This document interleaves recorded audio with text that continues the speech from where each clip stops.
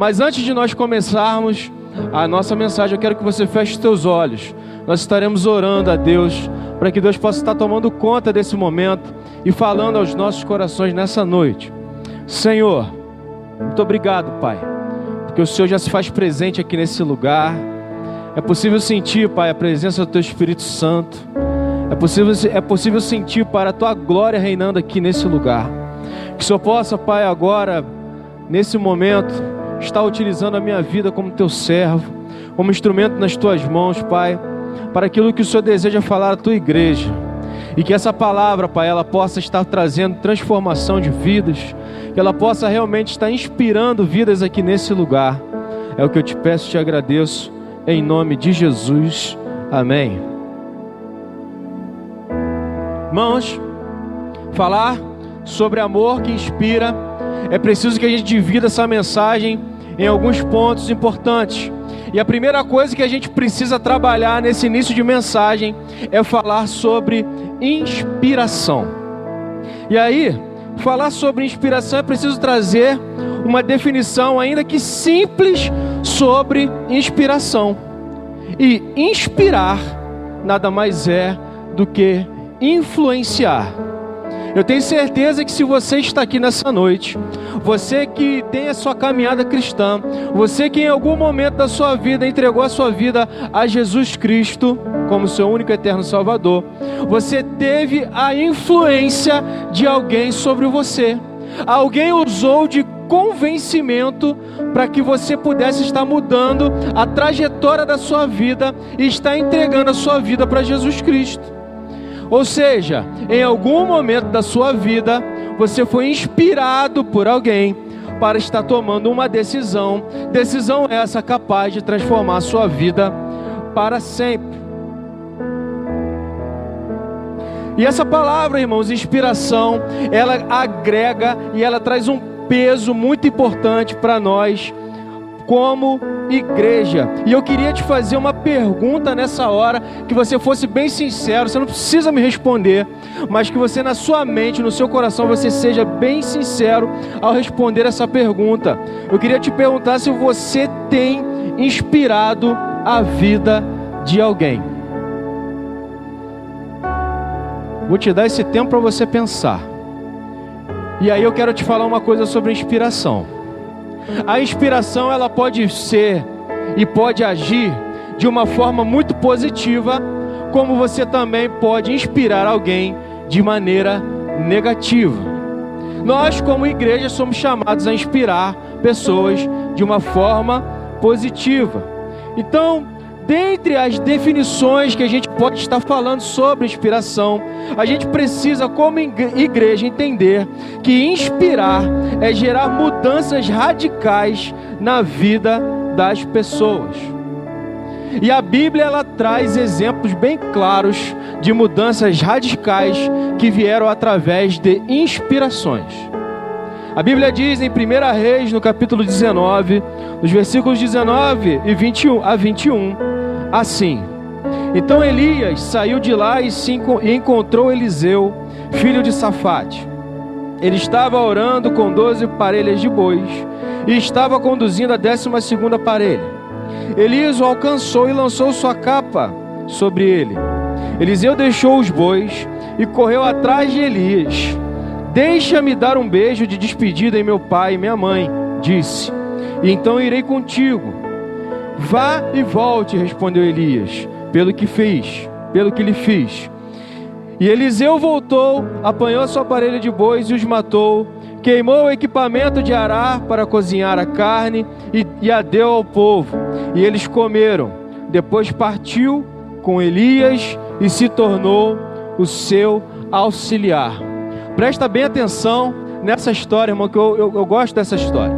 A gente tem que ir além do que o texto está dizendo para nós, porque a gente precisa viver o chão que Eliseu estava vivendo ali naquele momento. Elias, com certeza, eu posso afirmar isso, era alguém que já tinha um nome, era alguém que já exercia uma influência muito grande perante o povo, porque ele era um profeta, mas ele não era qualquer profeta, ele era um profeta que ele tinha um certo destaque naquilo que ele fazia, na comunhão e na forma que ele tinha de se relacionar com Deus. Então era muito natural que qualquer pessoa, por onde Elias passasse, reconhecesse e até admirasse Elias. Com Eliseu, muito provavelmente não foi diferente. Mas veja bem, Eliseu estava em meio aos seus afazeres, ele estava vivendo a sua vida, a sua rotina, e ele estava ali naquele momento trabalhando, quando de repente aparece diante dele Elias. Irmãos, aparece diante dele alguém a quem ele admirava, alguém a quem ele sabia da reputação, alguém a quem ele conhecia, e esse alguém para justamente diante dele, e num gesto com a sua capa, faz um convite para que ele possa estar, a partir daquele momento, seguindo o ministério que Elias vivia. Olha como a inspiração, ela é capaz de mudar a vida de uma pessoa radicalmente. A palavra de Deus diz que Eliseu larga tudo que ele estava fazendo. Mais do que isso, ele se livra do ofício que ele tinha, ele se despede dos seus familiares, ele deixa tudo aquilo que ele já tinha construído para trás, para viver aquilo que ele tinha como meta, aquilo que ele tinha como admiração na vida dele. E se a gente avançar um pouquinho mais na história, a gente vai ver que Eliseu, através dos exemplos que Elias viveu com ele, através dos exemplos que Elias deixou para a vida de Eliseu, Eliseu foi capaz e foi escolhido para ser o profeta que sucederia Elias em seu ministério. A gente não pode minimizar isso não, irmãos, porque nós somos a igreja de Cristo aqui na terra. E se nós somos a igreja de Cristo aqui na terra, nós precisamos entender que a responsabilidade que nós temos é de inspirar a pessoas e mais pessoas a transformarem e a mudarem radicalmente seu estilo de vida.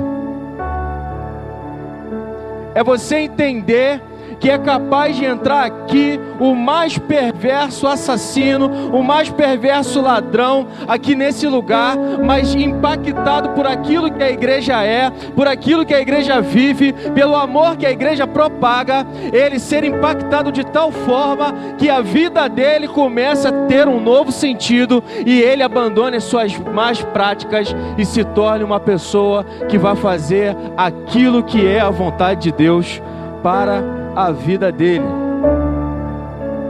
E aí, irmãos, a gente precisa entender que o exemplo, ele arrasta.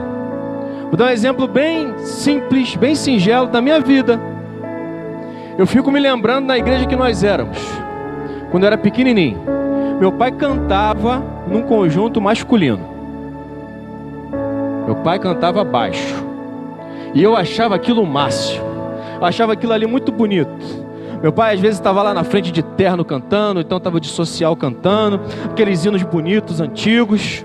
E eu pequenininho ficava pensando, poxa, que vontade de ser assim igual meu pai, que vontade de estar ali na frente cantando. E irmãos, sem vergonha nenhuma, tinha vezes que meu pai era chamado lá na frente para cantar com o conjunto, e eu ia lá tirar colo só para ficar do lado dele, para ele ficar cantando, e eu crente que estava abafando, cantando também. Exemplo, irmãos. Era o exemplo que eu via dentro da minha casa. Era alguém que estava inspirando a minha caminhada cristã.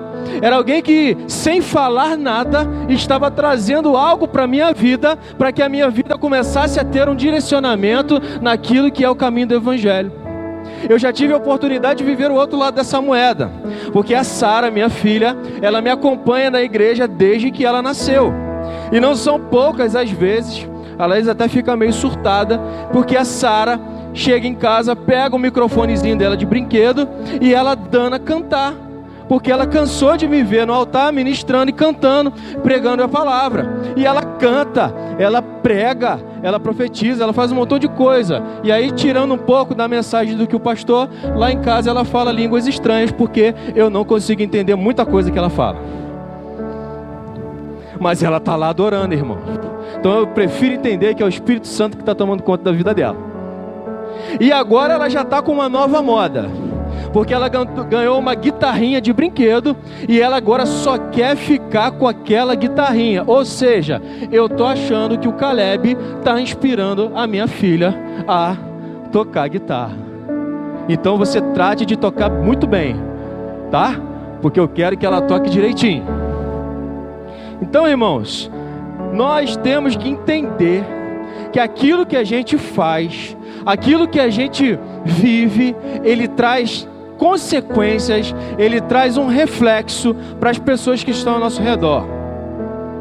Mas você pode ficar pensando, mas pastor, eu tão pequeno, tão humilde do jeito que eu sou, será mesmo que aquilo que eu faço, aquilo que eu começar a viver, a vida que eu começar a levar, pode influenciar de alguma maneira a vida de alguém? Pode. E eu quero te dizer uma coisa a mais. Se você tiver ousadia, na verdade, se você se libertar daquilo que te prende, se você realmente der vazão ao Espírito Santo de Deus na sua vida, eu tenho uma coisa para te dizer: aquilo que você fizer vai trazer uma profunda transformação no lugar onde você vive, na sociedade que você está, em qualquer lugar que você passar. Você vai ser um agente de transformação e milagre por onde você passar. A Bíblia ela nos traz mais um exemplo em Neemias, no capítulo 6, nos versículos 15 e 16. Diz assim: o muro ficou pronto no dia 25 de Elul, em 52 dias. Quando todos os nossos inimigos souberam disso, todas as nações vizinhas ficaram atemorizadas e abateu-se o seu orgulho, pois perceberam que essa obra havia sido executada com a ajuda de nosso Deus. Presta bastante atenção nessa história, meu irmão. Neemias era um mero copeiro, era um servo. Neemias, então, ele começa a receber notícias da sua cidade natal, de Jerusalém, e ele começa a saber que o seu povo, ele anda no mais completo descrédito. A autoestima já não existia mais para o seu povo, porque a cidade de Jerusalém teve as suas muralhas derrubadas, o que significava que essa cidade se transformou numa cidade totalmente vulnerável. Entrava quem quisesse, dominava quem quisesse, faziam o que quisesse com Jerusalém. A Bíblia diz que Neemias ele se sente incomodado e indignado com aquilo que estava acontecendo. E ele então resolve tomar uma atitude de voltar à sua cidade e resgatar a confiança do seu povo. Ele começa a liderar aquelas pessoas, e olhe bem, ele começa a liderar de que maneira? Influenciando as pessoas, inspirando as pessoas, fortalecendo o ânimo dessas pessoas. E a palavra de Deus diz que Neemias começa o trabalho de reconstrução das muralhas. Irmãos, a muralha, ela tinha 1.600 metros de comprimento, 8 metros de altura.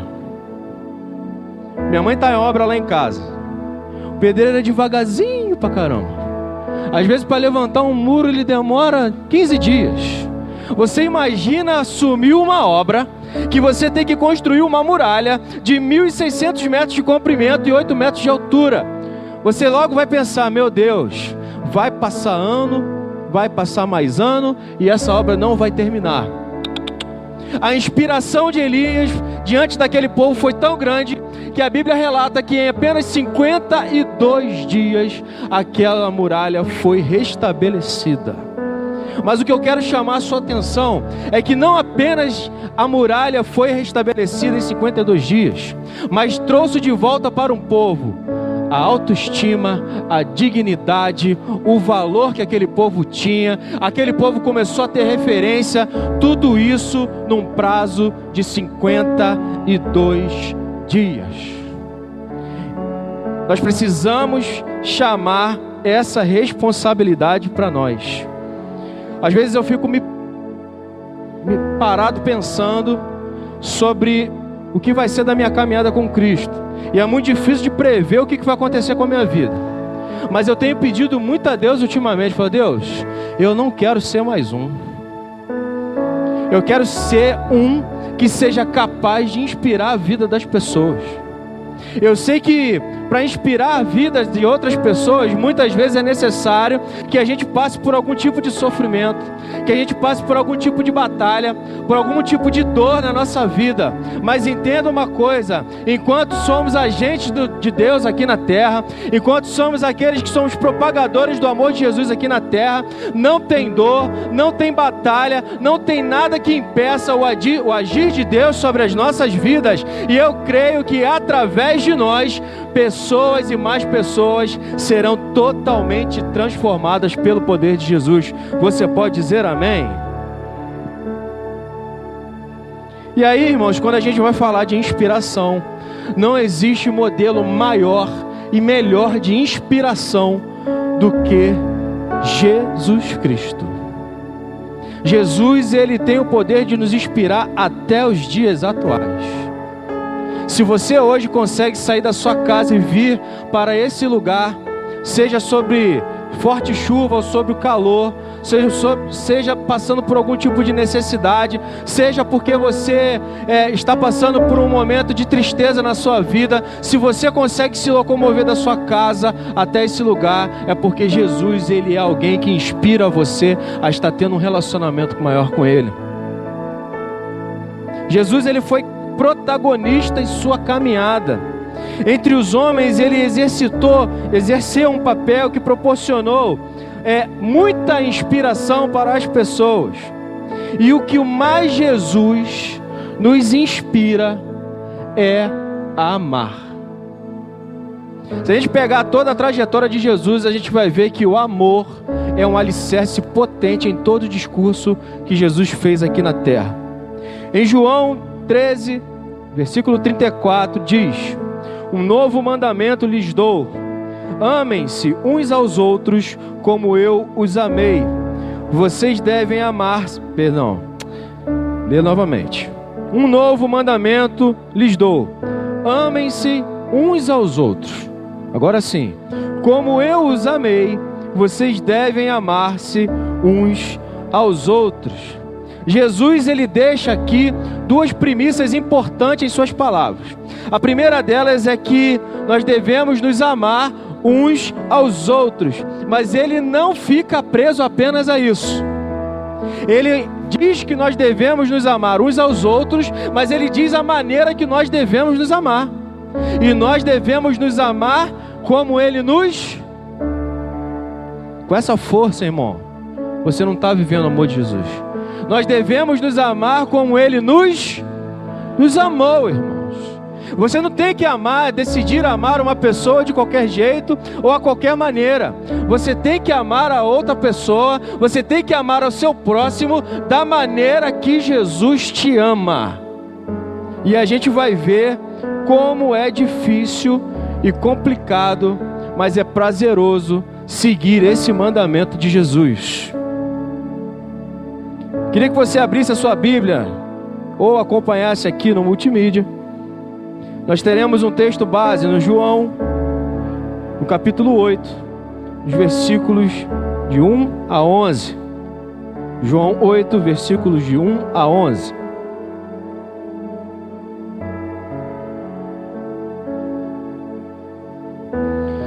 Diz assim a palavra do Senhor: Jesus, porém, foi para o Monte das Oliveiras.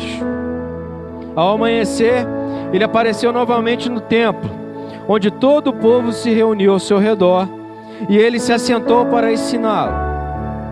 Os mestres da lei e os fariseus trouxeram-lhe uma mulher surpreendida em adultério.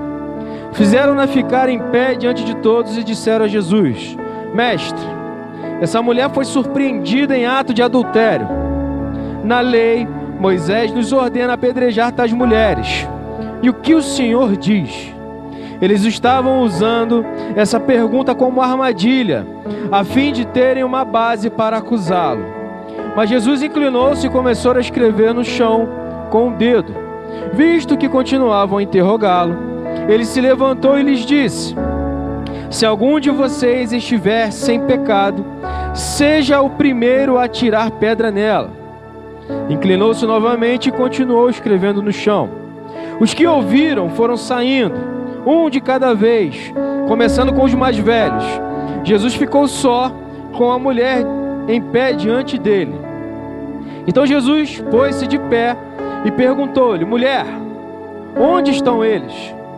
Ninguém as condenou? Ninguém, Senhor, disse ela. Declarou Jesus: eu também não a condeno. Agora vá e abandone sua vida de pecado. Então nós vamos ver através desse texto, nós vamos tirar esse texto como base para entender como o amor de Jesus é suficiente para nos inspirar. Em primeiro lugar, eu queria tratar com os irmãos e dizer: o amor de Jesus nos inspira a ter compaixão pela fraqueza do próximo. E aí em João, versículos 3 e 4, diz assim: os mestres da lei e os fariseus trouxeram-lhe uma mulher surpreendida em adultério, fizeram-na ficar em pé diante de todos e disseram a Jesus: mestre, essa mulher foi surpreendida em ato de adultério. Esse texto, irmãos, ele nos diz que os mestres da lei e os fariseus testemunharam um ato de adultério em que essa mulher estava participando. O texto ele é muito claro em nos dizer que a real intenção desses homens era pegar Jesus no pulo, era fazer uma emboscada para Jesus. E aí você precisa entender o contexto pelo qual eles pensaram. Nesse tempo, Roma já havia dominado tudo. Tudo estava subordinado a Roma. Essa mulher, ela é pega em flagrante de adultério. Eles fazem a pergunta a Jesus sobre o que deveria fazer com ela, porque se Jesus, dependendo da resposta que ele desse, ele poderia sair dali algemado, preso e até ser decretada a morte de Jesus. Por conta de dois motivos. Um, por conta do que diz a lei. Se Jesus ele fala o que estava escrito na lei mosaica, se ele concorda com o apedrejamento daquela mulher, ele estaria então fazendo com que todo o discurso que ele propagava fosse jogado por terra, e aqueles homens então eles iam ter um poder religioso muito grande, a ponto de afrontar e diminuir tudo aquilo que Jesus havia feito até ali. Em contrapartida, se Jesus ele concorda com a lei e fala para que aquela mulher seja apedrejada, Jesus ele vai estar indo de encontro àquilo que determina a lei de Roma, porque agora as coisas não estão mais debaixo de uma lei religiosa, mas estão sobre as leis de Roma. Então só quem podia executar qualquer coisa ali naquele lugar, quem podia declarar qualquer tipo de sentença sobre qualquer atitude era Roma, e qualquer pessoa que assumisse esse papel de legislador que não fosse Roma seria preso e muito provavelmente seria morto por Roma. Só que Jesus ele vai na contramão de tudo isso daí, e aquilo que Jesus faz surpreende fariseus, publicanos e principalmente surpreende aquela mulher. E assim, irmãos, é muito triste pensar naquilo que eles fizeram, porque nós entendemos aqui pelo texto que eles queriam fazer uma emboscada para Jesus, mas eles usaram como trampolim para essa emboscada o pecado cometido por uma mulher, ou seja, o lado humano estava totalmente colocado de fora. Vocês imaginem numa sociedade totalmente machista, em que uma mulher era trazida totalmente desprovida da sua dignidade, pega em flagrante de adultério e é colocada diante de todas aquelas pessoas, sendo acusada e vendo aquelas pessoas negociando sobre aquilo que deveria ser feito com ela. Aqueles homens expuseram aquela mulher à mais profunda humilhação. Não houve nenhum tipo de compaixão com aquela mulher. E o que me preocupa, irmãos, é que nós, enquanto igreja, muitas das vezes agimos dessa maneira. Entenda uma coisa: algumas igrejas, para que privilegiem os seus interesses, acabam passando por cima daquilo que é a dignidade de algumas pessoas. Quando nós nos aproveitamos de um pecado ou de uma má ação que alguém faz, nós estabelecemos algum tipo de julgamento sobre essa pessoa, nós expomos essa pessoa à humilhação, nós estamos sendo totalmente contrários àquilo que é o amor de Deus para as nossas vidas. A gente não pode se surpreender, irmãos, porque a gente não sabe como que fica o nosso pensamento diante de uma situação dessa. A gente acabou de ter essa notícia muito trágica, muito triste. Eu, como pai, eu fico muito emocionado com essa questão toda. Mas é muito possível que, se fosse perguntar para a maioria das pessoas que estão aqui presentes, se pudesse sentenciar a pessoa responsável por esse ato tão cruel, a grande maioria abriria sua boca para trazer a sentença para a vida dessa pessoa. Jesus caminha num lugar totalmente diferente que nós. Jesus, ele não olha para aquilo que você fez. Jesus, ele não olha nem para aquilo que você é. Ele não olha para aquilo que você tem feito. Pensa numa coisa: nós, como seres humanos que somos, como falho que somos, nós temos a facilidade muito grande de olhar para aquilo que as pessoas fazem e não por aquilo que as pessoas realmente são. Jesus, ele não faz nem isso. Jesus, ele não olha para aquilo que as pessoas fazem, nem para aquilo que as pessoas são, mas Jesus, ele olha para aquilo que aquelas pessoas podem se tornar. Jesus, ele olha para você com entusiasmo, porque mesmo você se achando o mais cruel pecador, mesmo você se achando aquela pessoa imunda, mesmo você se achando indigno de qualquer misericórdia, Jesus olha para você e enxerga você em lugares totalmente diferentes, lugares onde vai representar o amor dele, lugar de transformação de vida, lugar em que vai ser possível ver a presença do Espírito Santo através de você. Essa é a ótica de Jesus sobre as nossas vidas. Porque pecadores todos nós somos, meus irmãos. Não adianta querer medir o pecado alheio.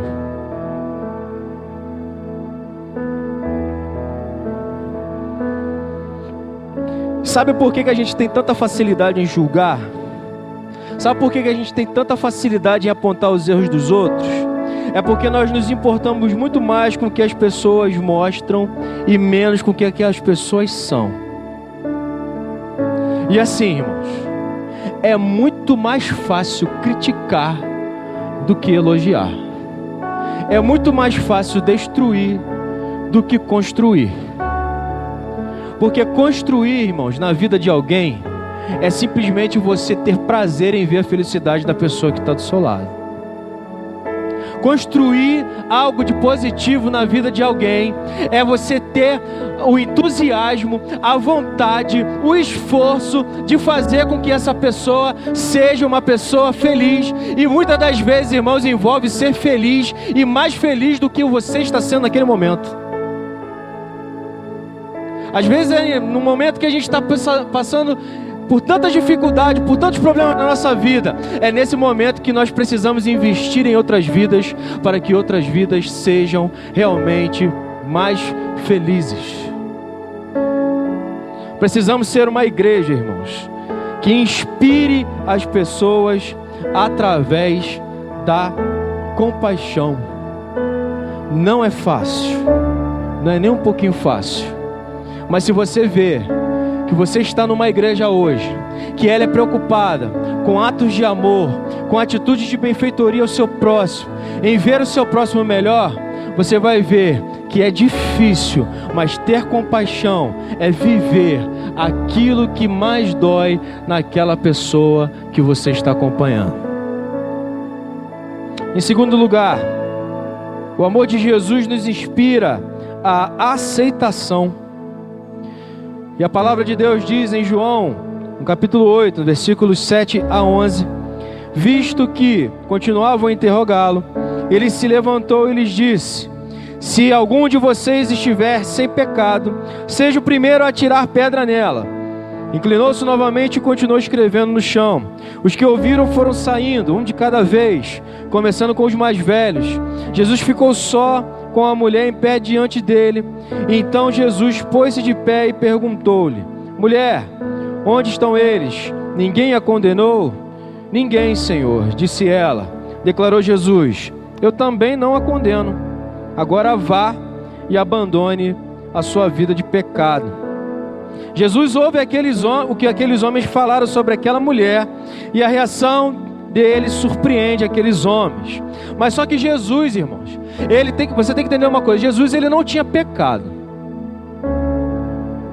mas Jesus entendia perfeitamente o pecador. Diz assim: não julguem para que não sejam julgados, pois da mesma maneira que julgarem, vocês serão julgados. A medida que usarem também será usada para medir vocês. Porque você repara o cisco que está no olho do seu irmão e não se dá conta da viga que está no seu próprio olho. Como você pode dizer ao seu irmão: deixe-me tirar o cisco do seu olho, quando há uma viga no seu? Hipócrita! Tire primeiro a viga do seu olho, e então você verá claramente para tirar o cisco do olho do seu irmão. Irmãos, aceitar o próximo é aceitar quem você é. Aceitar o próximo é aceitar quem você é. Nós não temos a capacidade de julgar ninguém. Nós somos pecadores. Sobre nós não há nenhum tipo de juízo. Nós não temos condições de ajuizar a vida de ninguém. E, irmãos, isso é muito automático. Quando a gente vê, a gente já está julgando. Não pensa você que você vai conseguir se livrar disso na sua vida, que você não vai conseguir, não. Isso é um ato instantâneo. Eu me lembro uma vez, eu não sei se ela estava nesse dia, né? Mas a gente estava vendo televisão lá em casa. E aí a minha mãe, quem já conheceu minha mãe, sabe que minha mãe, ela fala pelos cotovelos. E a gente estava assistindo um programa de televisão e estava ali um atleta olímpico naquele programa. Olha só. E aí a minha mãe, a gente estava lá assistindo, ela bateu o olho naquele atleta olímpico e falou assim: Júnior, esse cara aí, vou te falar, ele é homossexual. Eu falei assim: ué, mãe, mas como é que tu sabe disso? Não, Júnior, eu sei. Não precisa ninguém me dizer. Tá aí, tá escrito na cara dele. Ele é homossexual. E eu sempre tenho o costume de brincar com a minha mãe. E eu falo assim: mãe, cuidado com aquilo que você está falando. Porque da mesma maneira que você julga, você vai ser julgada. Você está estabelecendo um julgamento. Mas Júnior, não é julgamento, é o que eu estou vendo. E o programa continuou. E aquele apresentador chama esse atleta e ele fala assim: vem cá, fulano, vem aqui e apresenta aqui quem são as pessoas que estão te acompanhando. A primeira pessoa que ele apresentou foi a noiva dele. Aqui, fulano, essa aqui é a minha noiva, está aqui ansiosa porque a gente está para casar e tudo mais. Na hora eu olhei para a cara da minha mãe e falei: ué, não estava escrito na cara dele que ele era? Será que ele mudou de ideia agora? Decidiu agora? Não, agora eu não sou mais. Irmãos, o que ela fez, todos nós fazemos. É muito fácil falar daquilo que a gente vê. Eu tenho certeza que se a vida de todo mundo aqui fosse transparente, meu irmão, meu Deus do céu, a gente ia amar um pouquinho menos cada um que está aqui. Vocês iam me amar um pouquinho menos. Porque vocês iam saber realmente quem eu sou na minha intimidade. Iam saber realmente quem eu sou, aquilo que eu faço. Então é por isso que a gente não tem condição de julgar ninguém, irmãos. Porque nós não temos a medida para poder fazer isso. Jesus, ele nos orienta que nós devemos olhar para as pessoas em amor. Porque o amor, ele é capaz de suportar tudo aquilo de pecado que a pessoa pode ter. Jesus, ele continua no diálogo com aquela mulher, e ele diz assim, João capítulo 8, versículos 10 e 11. Então Jesus pôs-se de pé e perguntou: mulher, onde estão eles? Ninguém a condenou? Ninguém, Senhor, disse ela. Declarou Jesus: eu também não a condeno. Agora vá e abandone sua vida de pecado. Notem essas duas sentenças de Jesus. Vamos começar aqui pela primeira. Jesus, ele fala para ela: eu também não a condeno. Jesus, ele mostra que é inerente ao amor aceitar a condição de pecador que o homem possui. Gente, somente com amor a gente consegue aceitar a condição do pecador do nosso próximo. Mas a crise que a gente vive como igreja nos dias de hoje é justamente essa. Sabe por quê, irmãos? Porque a igreja ela se enche de vontade de propagar o evangelho, ela se enche de vontade de falar sobre o amor, ela se enche de vontade de falar que vai transformar vidas, mas a grande realidade e a triste realidade é que a igreja, ela quer distância do pecador, irmãos. Sabe por quê? Porque o pecado, assim como fez com a vida daquela mulher, o pecado ele constrange. E ele não somente constrange a pessoa que pratica o pecado, não. Ela constrange as pessoas que estão ao redor dela. Porque nós não sabemos lidar com o pecado alheio. A gente tem dificuldade de aceitar aquilo que a pessoa faz, a maneira como a pessoa se comporta, a maneira como a pessoa encara e vive a sua vida. A gente tem dificuldade de aceitar os nossos irmãos. Mal sabemos, irmãos, que nós somos tão pecadores quanto cada um é. A diferença, e ponha isso na sua cabeça de uma vez por todas: alguns pecados eles são revelados, outros não. E para que você não fique com a pulga atrás da orelha, a aceitação é totalmente diferente de aprovação. Porque se Jesus ele propaga uma sentença de dizer para ela que ele também não a condena, logo em seguida ele diz: vá e abandone a sua vida de pecado. É aquela velha história: ame o pecador, mas odeie o pecado. E acho que essa é a maior dificuldade que nós temos enquanto igreja, porque tratar o pecador, caminhar e promover a transformação na vida do pecador, dá trabalho. Dá muito trabalho. Seja sincero, irmãos. Se a gente tem um caso aqui de uma pessoa que fosse uma prostituta, quem aqui mulher seria capaz de querer caminhar juntamente com ela para poder transformar a vida dessa mulher? Fala para mim, não tem um bloqueio, não tem uma dificuldade de se aproximar de uma pessoa assim? Quem aqui seria capaz de ir em meio à boca de fumo para poder falar ali com os traficantes, para poder falar de Jesus, para também se oferecer, para ser um agente de transformação de vidas naquele lugar? O pecado ele nos bloqueia, irmãos. Ele nos deixa totalmente constrangidos. É algo que é difícil da gente aceitar na nossa vida, é de ter uma pessoa ao nosso lado com determinadas práticas. Mas só que Deus, ele é tão perfeito naquilo que ele faz, que ele não deixa ninguém passar vergonha sozinho, não. Ele não deixa o pecador passar vergonha sozinho, e não deixa o fariseu se ensoberbecer. Sabe por quê? Porque muitas pessoas que criticam o pecado das outras, o castigo que tem nessa vida é ter um pecador desses dentro da sua casa. Porque falar da homossexualidade do filho do outro, ela é muito fácil, mas eu quero ver falar do seu filho quando ele é homossexual.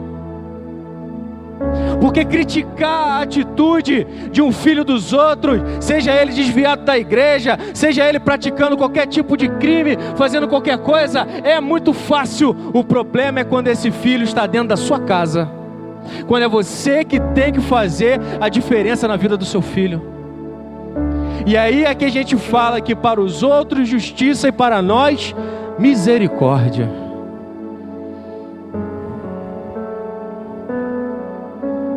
Eu somente vou conseguir inspirar pessoas a abandonarem seus pecados se essas mesmas pessoas encontrarem em mim alguém que reconhece os seus pecados e que luta diariamente contra eles.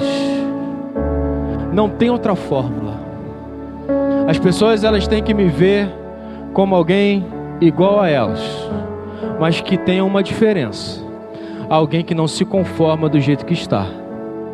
Você pode ter a sua fraqueza, você pode ter a sua dificuldade, você pode ter aquele pecado que é difícil de você largar, mas o que não pode te faltar é força e determinação para lutar contra esse pecado. Quando nós aceitamos o outro, nós reconhecemos que em primeiro lugar Jesus Cristo nos aceitou da maneira que nós somos. Terceiro lugar, o amor de Jesus nos ensina que perdoar é amar. João 8, versículo 11. Eu também não a condeno, agora vá e abandone a sua vida de pecado. Jesus demonstra para nós que existem atitudes que são importantes, motivadas pelo amor. Ele nos mostrou que é preciso ter compaixão pelo próximo, pelos momentos de fraqueza que as pessoas podem ter. Ele mostrou também que é possível que nós, como humanos e pecadores que somos, possamos aceitar aquilo que o outro faz, aceitar a condição de pecado da outra pessoa. Mas agora Jesus, ele trata de algo que é extremamente difícil, que é perdoar. Amar e perdoar andam lado a lado. Se eu decido amar, da mesma forma eu tenho que decidir perdoar. O que não significa que essas duas decisões sejam algo fácil para as nossas vidas. Mateus capítulo 6, versículo 12 diz: perdoa as nossas dívidas assim como nós perdoamos aos nossos devedores. Jesus traz para nós uma importante lição com essas palavras. Esse ciclo de perdão, ele só tem sentido quando verdadeiramente nós fazemos a nossa parte. E aí, irmãos, eu quero te dizer uma coisa. É uma via de mão tripla. Perdoar, no sentido de relacionamento, é uma via de mão tripla. Porque se eu não perdoo, eu quebro o ciclo de perdão que existe na minha vida. Se eu sou incapaz de perdoar a pessoa que está do meu lado, é impossível para mim reconhecer o perdão de Jesus para a minha vida. Quando eu não libero perdão para a pessoa que está do meu lado, fica difícil eu entender que Jesus tem condições de liberar o perdão para a minha vida. Uma igreja que é inspirada no amor de Jesus é uma igreja que consegue romper com a amargura que impede os seus filhos de seguir a ordem de Jesus. E a ordem de Jesus, ela é muito clara, irmãos. Você deve perdoar aos seus devedores. Você deve perdoar a quem tem lhe ofendido. Ainda falando sobre inspiração, eu quero que você entenda que, falando em perdão, existem pessoas nesse exato momento que estão dependendo de você. E não se surpreenda, que essas pessoas que estão dependendo de você, não estão dependendo que você libere o perdão. Não. Existem pessoas dentro da sua casa que estão dependendo de você, porque são pessoas que se inspiram na sua vida, que se inspiram na pessoa que você é. E à medida que você tem dificuldade em liberar o perdão na vida de alguém, você está inspirando pessoas e mais pessoas a serem assim como você é. Ah, pastor, mas é difícil. É difícil, irmãos. Vou contar uma historinha para vocês. Mais uma historinha da minha vida. Eu já vivi isso de forma latente na vida da minha família, na minha casa. Por parte de pai, eu tenho mais 2 irmãos, então somos 3 filhos. O meu irmão mais velho faleceu quando eu tinha 17 anos. E ele deixou 2 filhos, uma menina e um menino. A menina é a mais velha, minha sobrinha. Só que ela é minha sobrinha, mas como meu pai foi pai muito velho de mim, né? Já foi na última chance da Mega Sena ele me teve, já velhinho. Então, a diferença minha para minha sobrinha é muito pequena. A minha sobrinha, ela tem a idade da minha esposa. Se der mole, ela é mais velha que minha esposa. Então a gente era criado junto. E a gente foi crescendo junto. Então a gente tinha muita amizade, a gente tinha um relacionamento muito bom. Mas o que acontece? Meu irmão faleceu. E a minha sobrinha, muito mal orientada, um dia após o falecimento do meu irmão, ela ligou lá pro meu pai, avô dela, e falou assim: avô, agora eu queria saber como é que vai funcionar pro pagamento da pensão que meu pai fazia para mim. E essa ligação, ela foi num momento muito inoportuno, porque meu pai ainda estava vivendo ali a dor da perda, ele não estava muito preocupado com essas coisas. E o meu pai, ele tinha um defeito muito grave. Meu pai, ele era muito rancoroso, meu pai, ele era muito amargurado. E aquilo não bateu bem, e aquilo virou motivo de amargura e de rancor na vida do meu pai. A partir daquele momento, meu pai rompeu todas as relações que ele tinha com a minha sobrinha. O tempo foi passando, irmãos. E olha como as pessoas podem inspirar positivamente e podem inspirar negativamente as outras. Eu me lembro que eu tinha amizade com a minha sobrinha, mas o meu pai, ele contou a história de um jeito tão impactante. Ele colocou aquilo como sendo uma verdade tão absoluta, que dentro da minha casa não existia uma pessoa que estivesse a favor da minha sobrinha. Eu era mesmo sendo novo, que repudiava a atitude que minha sobrinha teve. Eu não parei em nenhum momento para analisar o que ela estava passando, mas eu fiquei preso àquilo que meu pai havia falado sobre ela. Então, na minha cabeça, a minha sobrinha, ela era totalmente errada. Isso traz um impacto na família muito grande, irmãos. Traz um impacto porque em todo lugar que a gente ia, toda festa que a gente se esbarrava, a gente batia de frente com ela, e era um constrangimento muito grande porque a gente não tinha nenhum prazer de falar com ela. E ela foi perdendo a infância, foi perdendo o contato com a adolescência. A gente não viu a minha sobrinha crescer, a gente não viu a minha sobrinha se desenvolver, a gente não viu a minha sobrinha se formar, a gente não viu nenhum passo que a minha sobrinha deu a partir daquele momento. Um belo dia, eu já estava de casamento marcado, estava se aproximando a data do meu casamento, e eu me lembrei da minha sobrinha. Sabe quando você está fazendo a lista ali de convidados, falar, vou convidar a família? Eu me lembrei da minha sobrinha. Gente, naquele exato momento, Deus tocou no meu coração de uma forma e eu pensei assim, Deus, por que eu tenho tanto rancor da minha sobrinha?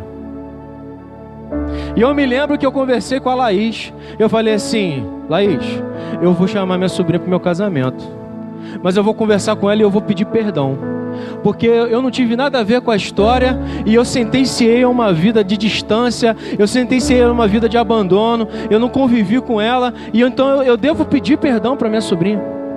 E assim eu fiz. Antes de ir, eu falei com meu pai, pai, eu vou lá na minha sobrinha, eu vou chamar ela para o meu casamento. E eu lembro que ele olhou para mim e falou assim, problema é seu, o casamento é teu, você chama quem você quiser. Mas você tem certeza que você não quer ir comigo, não? Não devo nada para ela. Eu falei, tudo bem. Assim fui. E foi muito importante, irmão, porque no dia que a gente se encontrou, eu pude pedir perdão para ela. E eu senti, literalmente, eu pude ver as cadeias sendo quebradas ali naquele momento. Aquilo que era rancor, aquilo que era algo que machucava, aquilo deu uma sensação de liberdade tão grande, de uma alegria tão grande, e ali a gente se abraçou, ali a gente chorou, ali a gente pôde conversar de tantas coisas da nossa vida, a gente pôde falar de tanta coisa que passou. Eu fui para minha casa. Quando eu cheguei em casa, eu falei com meu pai, olha só, eu fui lá, eu pedi perdão para ela, porque aquilo que a gente fez não foi humano, aquilo que a gente fez não foi correto. Deus, ele me deu essa oportunidade de falar com ela, e eu tenho certeza que você tem essa oportunidade hoje de estar falando com ela. Então, se você quiser, a oportunidade está dada, você não é mais criança. Irmãos, o exemplo, ele arrasta. Se um dia meu pai me inspirou negativamente, eu pude inspirar ele positivamente. Ele começou a ver meu relacionamento com a minha sobrinha, pegou o telefone e falou assim, meu filho, marca um encontro com ela, porque hoje eu quero pedir perdão para ela. Irmãos, o perdão coloca as coisas no lugar. O perdão, ele é capaz de reestruturar a nossa vida de uma vez por todas. O perdão é uma forma de amar. Se nós queremos ser uma igreja que é inspirada no amor de Jesus, nós temos que ser uma igreja que propague e decida perdoar, seja quem for.